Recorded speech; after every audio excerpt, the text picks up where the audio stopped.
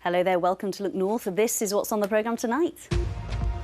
The Leeds debt charity inundated with calls as mortgage rates rise and millions face increasing monthly payments. So should you fix your mortgage now or hold out and wait? We'll put your questions to an expert. Also tonight, we'll hear from the father of two children who were murdered in Killamarsh after a charity football match in their memory. The pain that I feel it just shows how much I do love him. The pain I feel and that I'm in every day, that I can't have him by my side here watching this. Despite HS2 being ditched, residents in Yorkshire along what would have been the route say they're still living in limbo. And what caused these beautiful but unusual cotton wool clouds as temperatures soared? And after a very warm and humid weekend, it has felt much fresher today. But along with some sunshine, we had some of these as well, some rather angry-looking shower clouds. It's going to be a real mixed bag of weather this week. I'll be back later in the programme with your full forecast.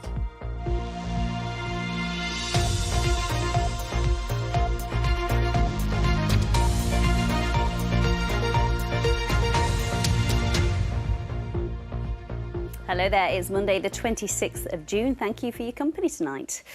A charity based in Yorkshire that helps with debts problems has told Look North that people are taking desperate steps to cut costs as mortgage rates rise.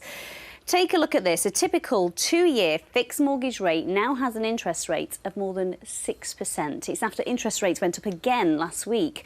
So a £150,000 mortgage over 25 years will now cost you nearly £300 a month more than it did just 18 months ago. Between July and September, more than 400,000 people will see their existing fixed deals end.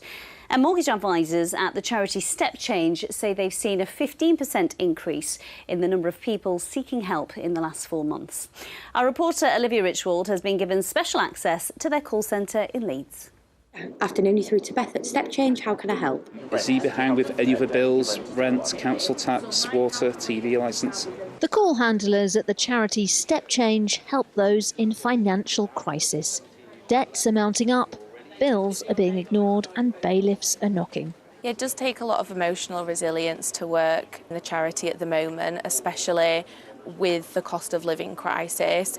We're seeing, I think, a lot more desperate clients. The charity was set up 30 years ago and employs 800 staff at the Leeds head office. What we would say is people don't have to suffer on their own. We are going through a once-in-a-generation, if not more, cost of living crisis.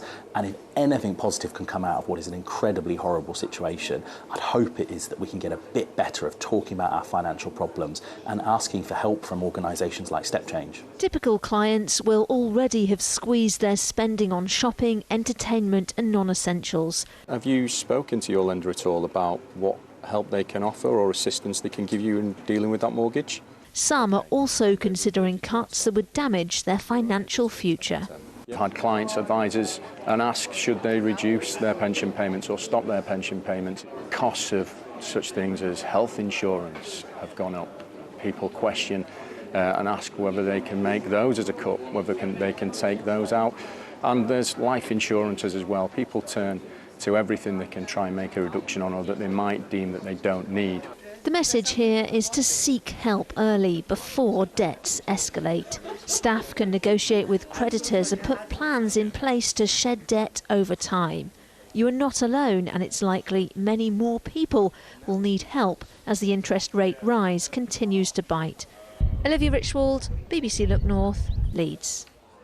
Well, if that sounds familiar to you, in a moment we'll put your questions to a mortgage expert. But first, let's hear from people across our region about the rise and the increased cost of owning a home.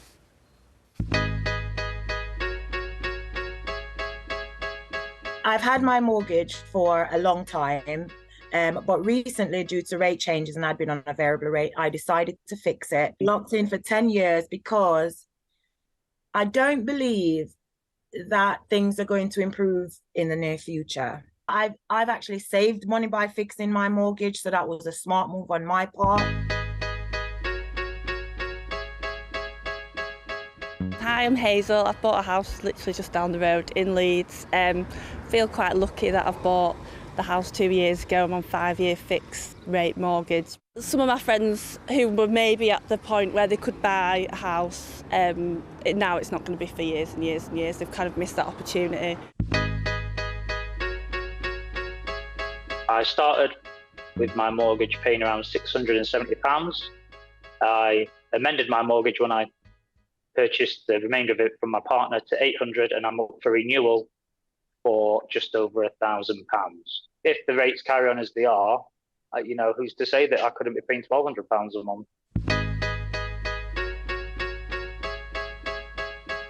Taking a 2-year fix because I hope that it will come down, because being on a 5-year fix previously for the last 10-15 years, I've always paid over the odds, and I'm still paying all over the odds. I've only got about 6 years left to go, so for me, I'm probably one of the lucky ones.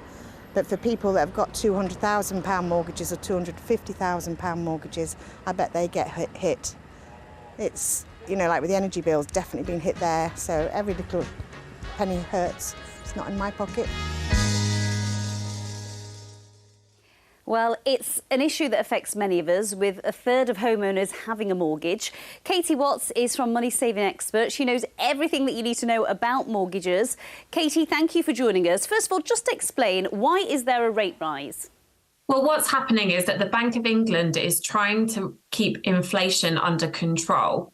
That's the cost of all the things that we buy and the rate at which those prices are rising. Now, to do that, it raises the base rate in order to help take money out of the economy. So it makes it more expensive to borrow with things like mortgages, and it makes it better off to save.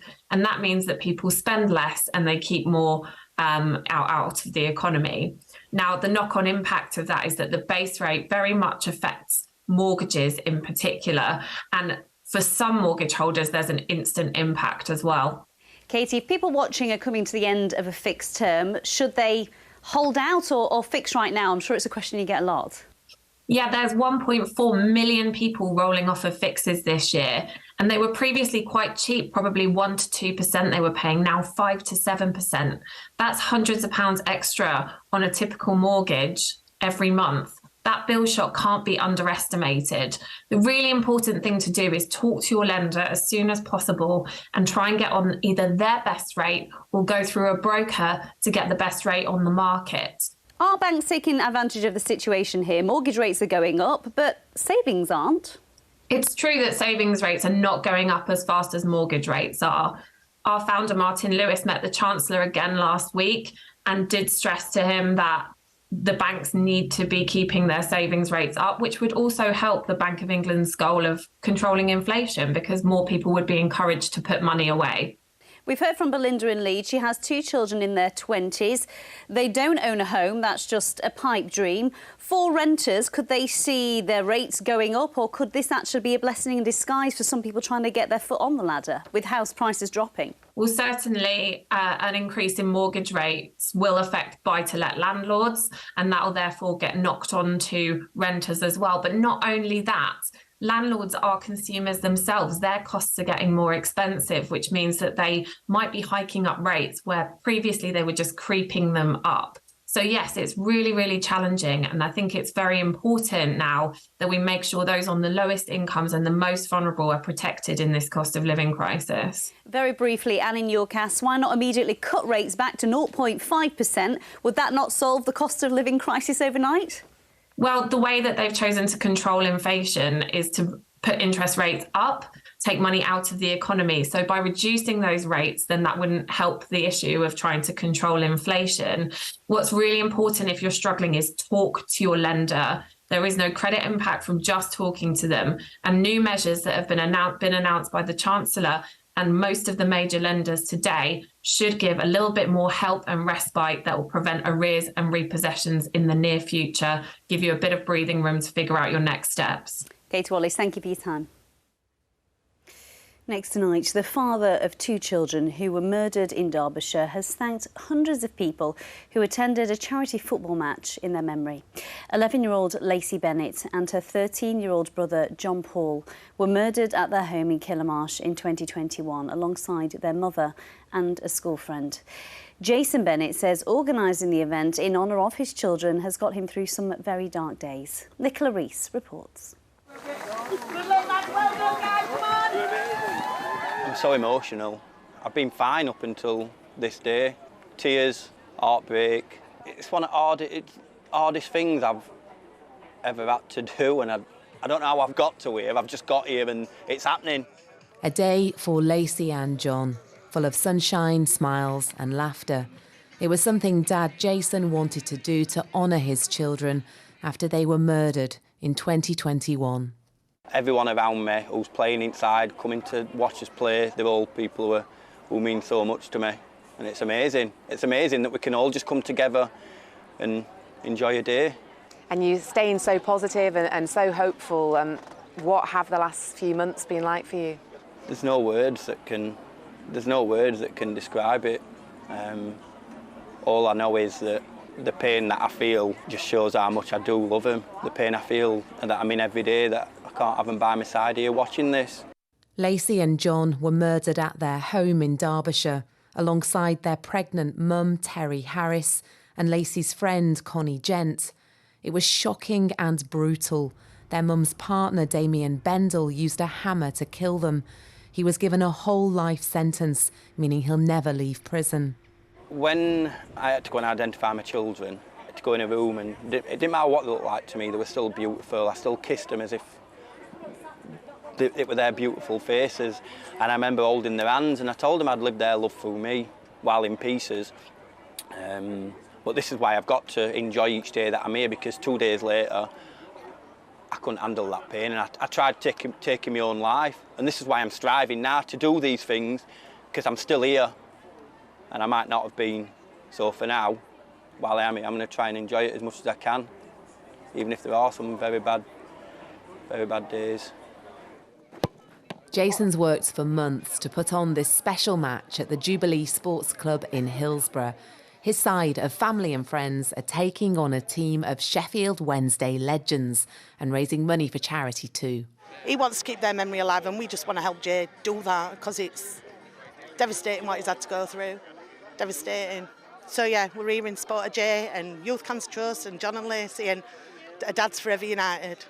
I've been asked to come down, and I was only grateful to be asked, to tell you the truth. So very privileged to be here, but obviously it's all about the day of making as much money as we can and supporting as much as we can. They get lots of shots hit at me, and I'm not a good goalkeeper, so each goal that goes in, I'm going to laugh. It's tough for him, obviously. I've got grown quite close to him over the last 3 months. I'm from Kilmarsh myself, so I was fully aware of what had gone on. Obviously devastating for him and his family.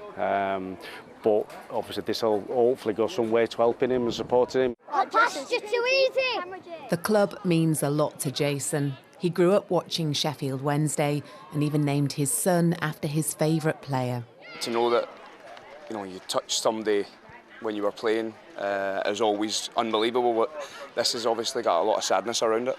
The idea today is to celebrate though, so for me to be able to play a small part in it is a big honour. I love it. Look at you all. In the family videos, the love shines through. For Jason, today was about paying tribute to his children and finding hope for a future without them. Nicola Rees, BBC Look North, Sheffield. It's unimaginable, isn't it, what Jason's been through, but wonderful tribute to his children there. Still to come on tonight's programme, it's hotting up in a big political race in Selby. Yeah, it's 3 weeks of busy campaigning here. Selby and Ainsty, another summer by-election.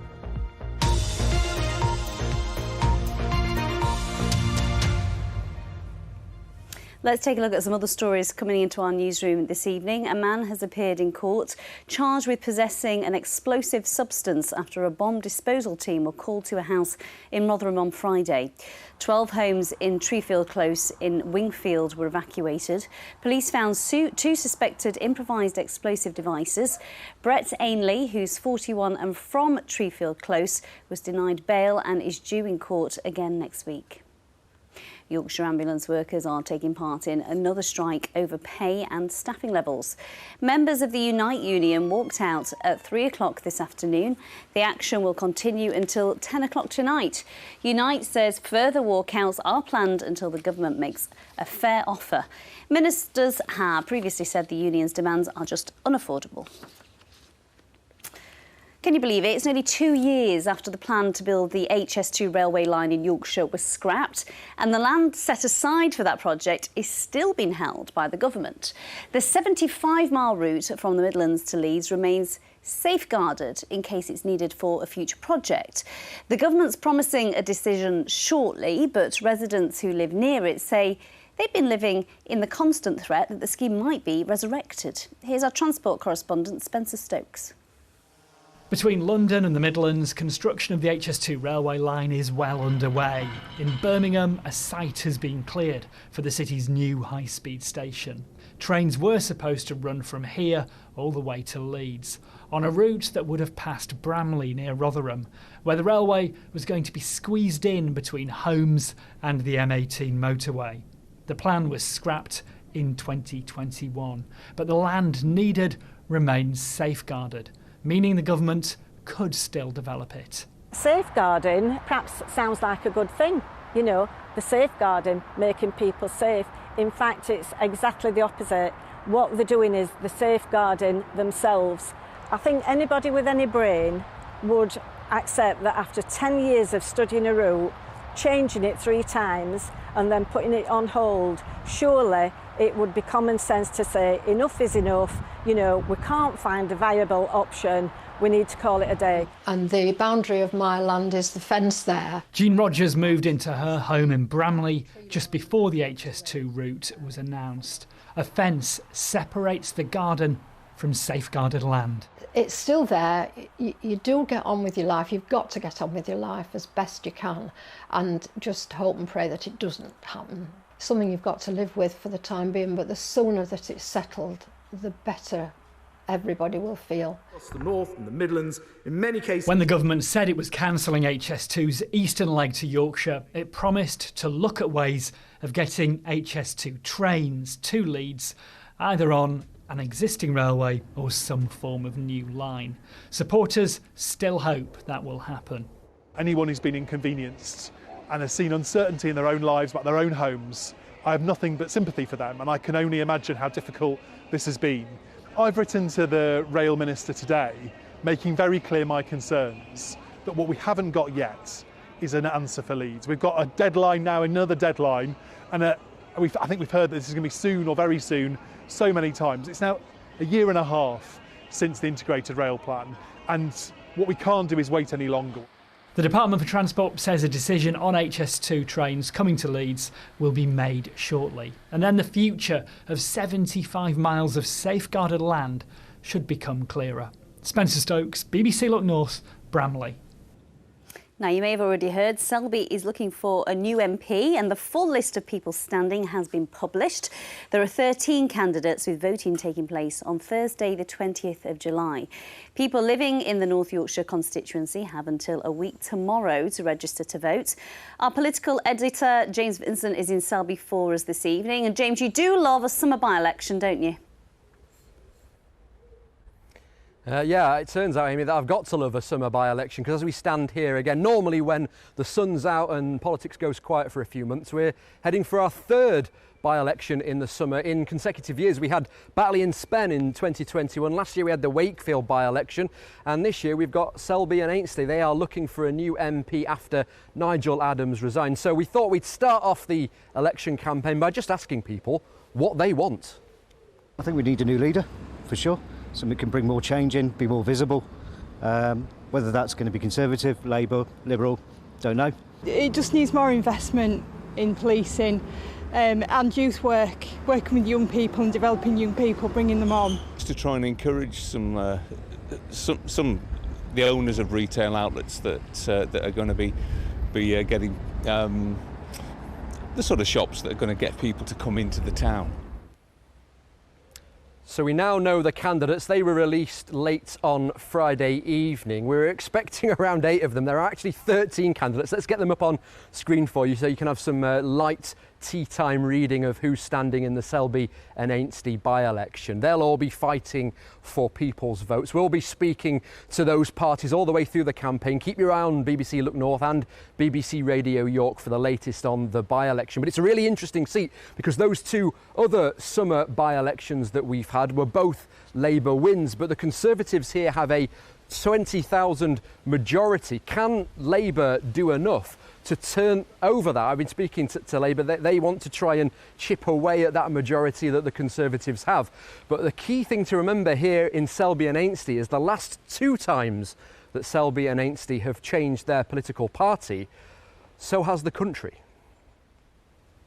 James, thank you. OK, let's cross over to Sally now with the latest sport from the weekend. Sally, it's all yours. Thank you, Amy. Yes, some really sad news to bring you first. Sheffield Steelers forward Alex Graham has died at the age of just 20. Alex signed his first professional contract last month and made 81 appearances for the Steelers. In a statement, the club says everyone is heartbroken by the news and wish to pass on our thoughts and condolences to Alex's family, friends and teammates. Now, it was a special night for Rob Burrow and his family on Friday as Leeds Rhinos hosted the Huddersfield Giants at their motor neurone disease awareness game at Headingley. Rob has, of course, done so much to promote knowledge about the condition since his own diagnosis. And on Friday, it was his children who walked onto the pitch at the start of the game as Rob watched on as guest of honour. An emotional moment for the family and spectators. And it was an emphatic win for the Rhinos, winning by 54 points to 0. But a 7th defeat in 8 games for the Giants. I think it's a fitting team performance and you know, we didn't overdo the emotion of the night. It was really important that we prepared well to perform well, and it's nice to be able to do it for Rob and his family. Terrible beginning, terrible middle and terrible end from us. Yeah, just nowhere near, no resilience, no attitude to build pressure. Too much defending in the first half. Just not good enough, mate. Embarrassing, to be fair.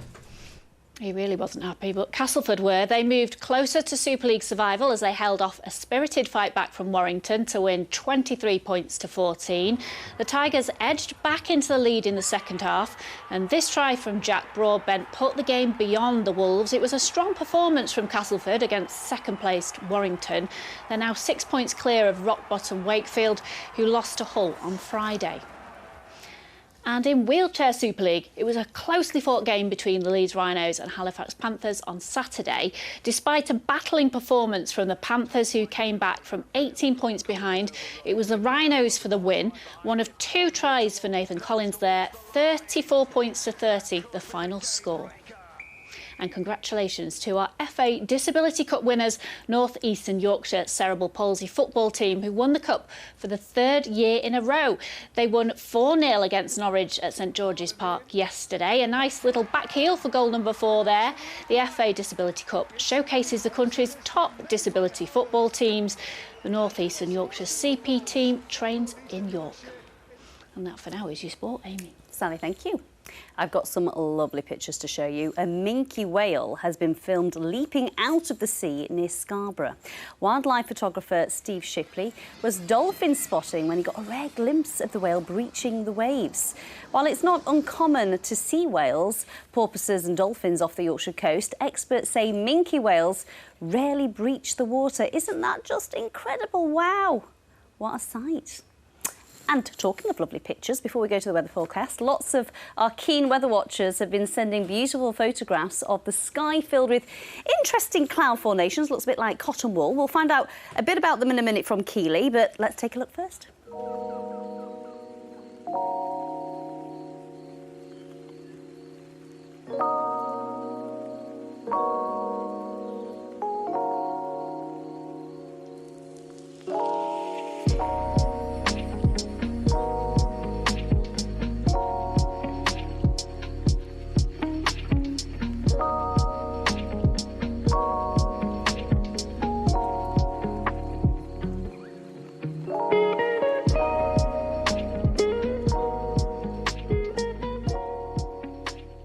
gorgeous, aren't they? Like lots of little cotton wool buds put together. What are they, Yes, Keely? little cloudlets, we call them. They're cirrocumulus clouds, or the floccus variety, actually, I saw in there. And in Latin, and I know you know your Latin, Amy. Don't test me. Lock of wool is the Latin translation. And they're high clouds. They form at about 20,000 feet. You don't get rain from them, or at least the rain when it falls, the precipitation when it falls, it evaporates before it reaches the ground. And Very informative, thank you. And why do we get them then, Keely? Is it to do with the hot weather? Well, yes, you get them in fine weather. You also get them ahead of stormy weather. And of course, we had very stormy conditions on Sunday, didn't we? Lovely, thank you. Yeah, you're welcome. We'll keep your weather pictures coming in. I think we've got some graphics there. Keep your weather pictures coming in to the Weather Watchers page. You can tweet me at Keely Donovan. Oh, I'm on Instagram too, Keely.Donovan. So yes, we saw some lovely cloud formations. Thanks for sending your photos in. We also saw some very warm and humid weather across the weekend. We reached 29.5 degrees at the top of the Vale of York. Interestingly, today we only reached 20 degrees there. So tomorrow I think is going to be a cloudier story. There will be some rain at times, particularly later on in the day. So this is the pressure chart. We're going to be in quite muggy conditions, I think, by tomorrow evening and again into Wednesday. And then later on Wednesday, this cold front means it's going to freshen up again for Thursday. So this is a satellite picture from earlier. You can see the cloud formations on here. They were cumulus clouds today, and they did produce a few showers in places. But the showers are going to fade away through this evening. It looks like a dry night with clear spells, long clear spells in fact, and I think towards the end of the night we might see a little bit more cloud edging in from the west. Temperatures overnight dropping back to around 10 or 11 degrees. Let's take a little look then at the high water times. Your next high water in Filey will be at 11:33 at 10 past 11 in Scarborough. So tomorrow, I think it'll cloud over quite quickly. There'll be some patchy rain and drizzle at times through the morning, and then through the afternoon, outbreaks of rain spreading in from the west. So it'll turn into quite a wet afternoon, I think. Nothing particularly heavy, but once the rain sets in, it'll be in there for a few hours. It's actually a warm front, and it is going to introduce quite muggy conditions overnight into Wednesday. But tomorrow's highs around 19 or 20 degrees. So looking further ahead into Wednesday, it does look like it's going to be a humid day. There'll be a lot of cloud around, some brightness perhaps through the morning hours, and there could be ahead of the afternoon rain, some thunderstorms breaking out on Wednesday as well. So a muggy, humid day, nowhere near as warm as the conditions we saw through the weekend though, but I think an uncomfortable night Tuesday into Wednesday. And then later on Wednesday, that band of rain will introduce fresher conditions for Thursday. So it's a cold front later on Wednesday, introducing fresher conditions on Thursday. But Thursday looks quite nice with some spells of sunshine. So a lot of cloud around tomorrow, some rain around through the afternoon, and then a muggy, humid day to come on Wednesday. So could we see some more of these? What are they called? Cirrocumulus clouds. No, we won't. OK, I'll let you say it. I won't even try. That's it from us. Mark Ansell is here with your late news. Hope you'll join in then. But from myself and Keely, that's it. Good night for now.